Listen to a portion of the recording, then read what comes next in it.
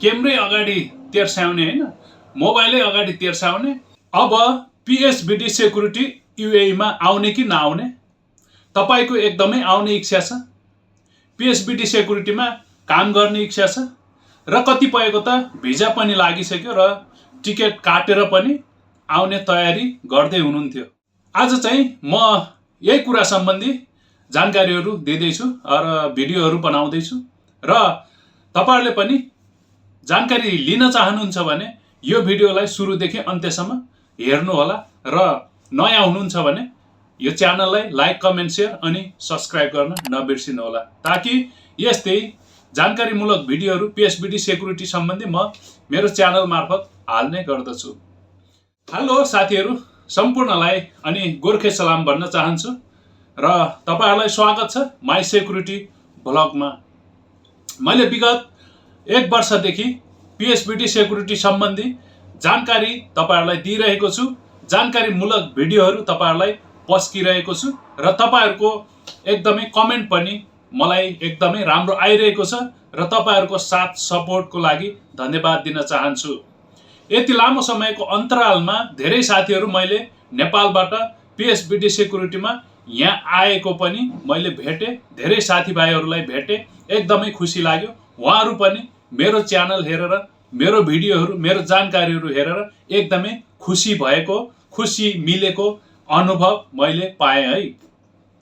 र तपाईहरुलाई एकदमै धन्यवाद भन्दछु। सुरुदेखि अहिलेसम्म मैले तपाईहरुलाई जानकारी दिने क्रममा अहिले चाहिँ के छ त, अहिले आउन ठीक छ कि छैन, अहिलेको अवस्थाको कारणले पिएसबिडी सेक्युरिटीमा आउन चाहने साथीहरूलाई के प्रभाव पारिरहेको छ, अथवा आउन मिल्छ कि मिल्दैन, आउन पाइन्छ कि पाइँदैन भन्ने धेरै यावत सवालहरू तपाईहरुको माझमा आउन सक्छ, तपाईहरुको मनमा यस्तो प्रश्नहरू उठ्न सक्छ। आज म तपाईहरुलाई केही तपाईहरुलाई क्लियर पार्न सकिन्छ कि भन्ने हिसाबले चाहिँ यो भिडियो बनाउँदैछु। सायद तपाईहरुले यो भिडियो पुरा हेर्नुभयो भने तपाईहरुले पनि केही कुराहरू सिक्नुहुनेछ।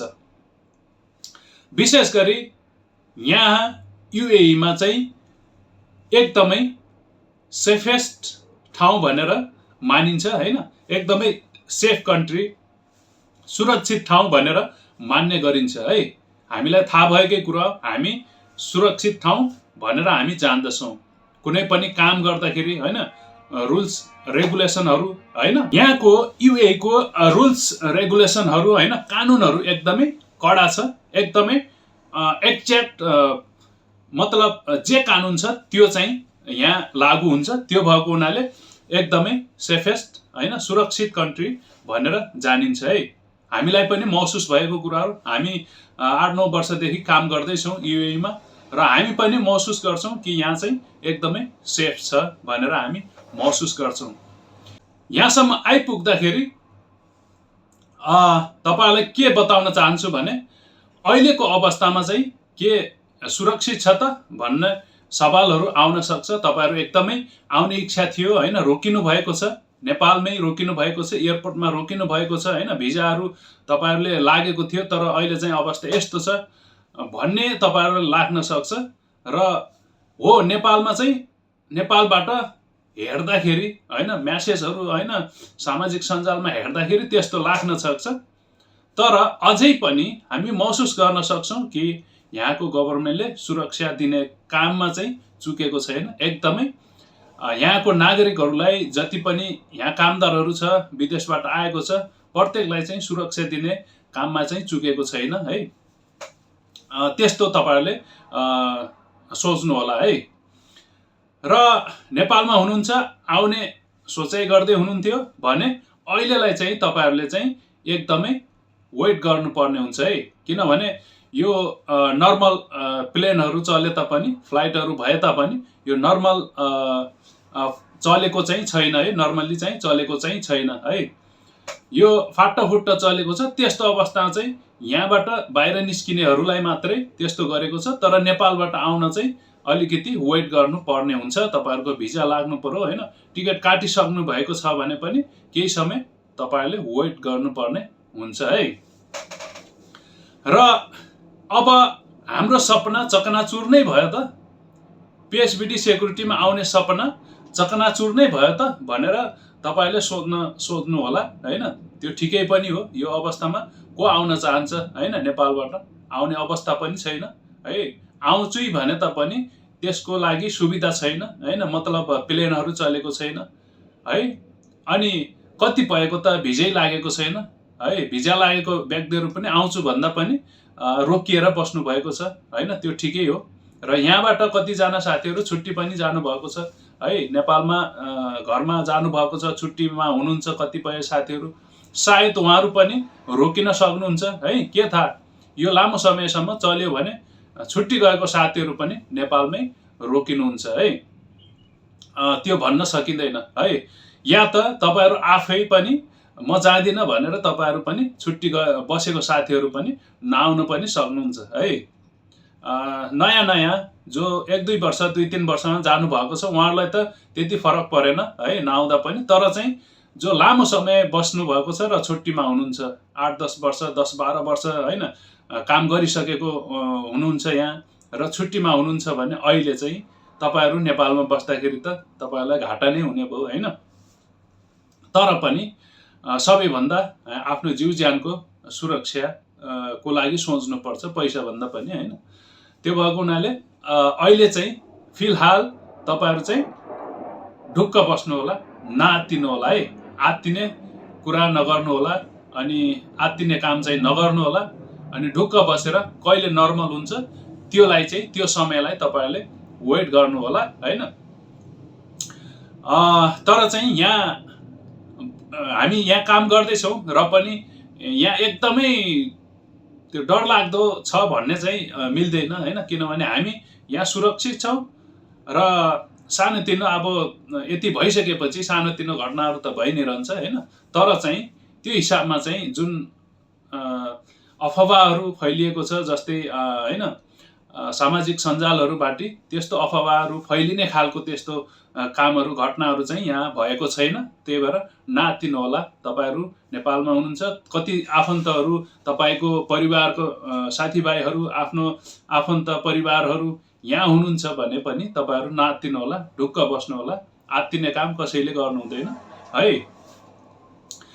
र तपाईँहरूको जब यो नर्मल आउँछ तपाईँहरूले चाहिँ आफ्नो अवसर चाहिँ तपाईँहरूले गुमाउनु हुने छैन र आफ्नो अवसर तपाईँहरूले पाउनु हुनेछ। जुन तपाईँहरूको योजना पिएसबिटी सेक्युरिटीमा काम गर्ने योजना छ त्यो चाहिँ तपाईँहरूको पक्कै पनि पुरा हुनेछ र तपाईँहरूको सपना पक्कै पनि पुरा हुनेछ है।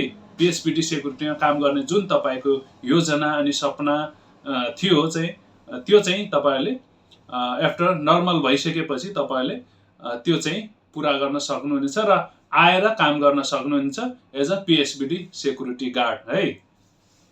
तपाईँहरूलाई मैले भनिसकेँ, नआत्तिनु होला है। के हाम्रो सपना अधुरै रह्यो त पिएसबिटी सेक्युरिटीमा काम गर्ने, युएईमा काम गर्न आउने भन्ने त्यो जुन सोचाइ गर्नुभएको छ भने अहिलेलाई चाहिँ तपाईँहरूले स्टप गर्नु होला। किनभने यो नर्मल अवस्था आइसकेपछि त्यो फेरि तपाईँहरूले कन्टिन्यू गर्न सक्नुहुन्छ र इन्टरभ्यू दिएर अथवा दिइसक्नु भएको छ भने त्यो कामहरू पनि तपाईँहरूले अगाडि फेरि निरन्तर गर्न सक्नुहुनेछ। अहिलेको लागि हामी केही भन्न सकिँदैन हैन, कसैले पनि केही भन्न सकिँदैन। कहिले रोकिन्छ, यस्तो कहिले नर्मल आउँछ भन्ने कुरा हामीलाई पनि हैन कसैलाई पनि थाहा छैन। त्यो भएको हुनाले आशा गरौँ हैन यो शान्ति होस्। अनि वार्ताहरूद्वारा हैन जुन टप लिडरहरू वार्ताहरूद्वारा चाहिँ एकदमै यो शान्तिमा परिणत होस् भन्ने हामी कामना गरौँ। अरू त बाँकी हैन हाम्रो काम चाहिँ हामीले जे काम छ त्यो गर्दै जानुपर्ने हुन्छ। जुन आफ्नो आफ्नो इलम हैन आफ्नो आफ्नो कमाइ गर्ने कामहरू गर्दै हुनुहुन्छ हैन। नेपालमै भए पनि यहाँ भए पनि हैन तपाईले जहाँ बस्नु भएको छ आफ्नो काम चाहिँ इमानदारी साथ गर्दै जानु होला। आफ्नो काम गरेपछि बल्ल स्यालेरी आउने हो, स्यालेरी आएपछि घर पठाउने, घर पठाएपछि आफ्नो परिवार धान्ने हो हैन। त्यो भएको हुनाले तपाईहरु पनि नआत्तिकन बस्नु होला भन्न चाहन्छु।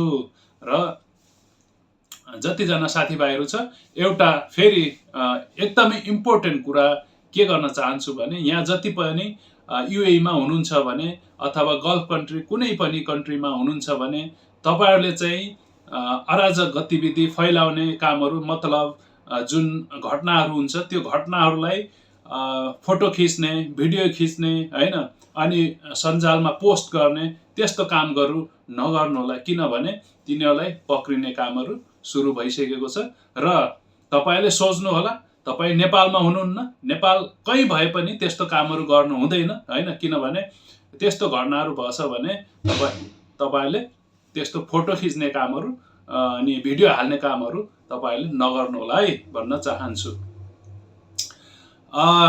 किनभने नेपालमा अहिले एउटा ट्रेन्डै चल्दैछ कुनै केही घटना भयो भने त्यो चाहिँ क्यामेरै अगाडि तेर्स्याउने हैन मोबाइलै अगाडि तेर्स्याउने त्यस्तो कामहरु हुन्छ तर चाहिँ यतातिर त्यस्तो हुँदैन है त्यस्तो गर्नु हुँदैन तपाईहरु एकदमै जोगिनु होला होइन भने गाह्रो पर्छ त्यही भएर केही कुराहरु पनि सिक्नु होला पुरानोहरुबाट यस्तो हुन्छ हुँदैन हैन त्यो कसैले चाहिँ गरिसक्नु भएको छैन भने गरिसक्नु भएको छ भने पनि तपाईले आजै अहिले नै यो खबर सुन्दा सुन्दै तपाईले डिलिट गर्नु होला है आफ्नो मोबाइलमा पनि नराख्नु होला पोस्ट गरेर पनि नराख्नु होला कसैले आफ्नो हैन फेसबुक मेसेन्जरबाट अनि व्हाट्सएपहरुबाट तपाईले पठाउने भिडियोहरु पठाउने अनि फोटोहरु पठाउने त्यस्तो काम पनि नगर्नु होला है किनभने सबै ट्र्याक हुन्छ त्यो भएको हुनाले तपाईले त्यस्तो काम गलत काम गर्दै नगर्नु होला भन्न चाहन्छु।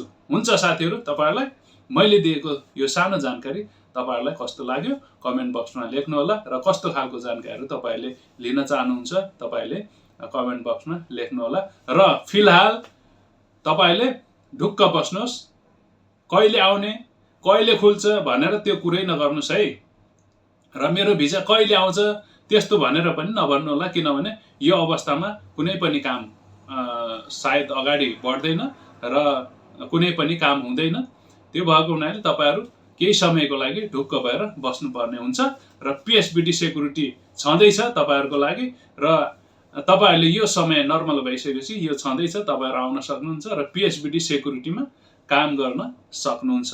हुन्छ साथीहरु सबैलाई धन्यवाद छ यो मेरो भिडियो हेरिदिनु भएको लागि र मलाई माया गरिदिनु भएको लागि माई सेक्युरिटी ब्लगलाई सब्स्क्राइब गर्नु भएको छैन भने सब्स्क्राइब गरिदिनु होला भन्न चाहन्छु। हुन्छ धन्यवाद छ सबैजनालाई फेरि पनि गोर्खे सलाम भन्दै बिदा हुन चाहन्छु। धन्यवाद।